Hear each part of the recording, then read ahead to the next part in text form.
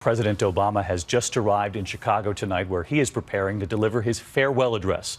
A new poll tonight finding Mr. Obama with a 55% approval rating for his job as president, his best in 7 years.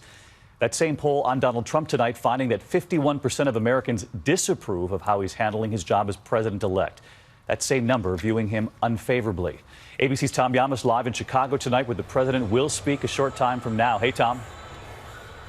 David, good evening. This is turning out to be quite the event. The stage is set just behind me, and the president is going to have this long walk down over to the podium in front of thousands of his supporters, and he's breaking tradition. Usually the speech is given in D.C., but he wanted to give it here in Chicago. Why? Well, earlier today he posted on Facebook writing, "For me and Michelle, Chicago is where it all started. It's the city that showed us the power and fundamental goodness of the American people." And David, just moments ago we received some excerpts of his speech tonight, and he writes this also about Chicago. "This is where I learned that change only happens when ordinary people get involved, get engaged, and come together to demand it." Now, he'll be joined on stage with his family and the vice president. And when he's done here, David, he flies back to Washington, his last official trip on Air Force One as commander-in-chief. Last official trip on Air Force One. In the meantime, there have been new indications, Tom, of what President Obama plans to do after he's in office.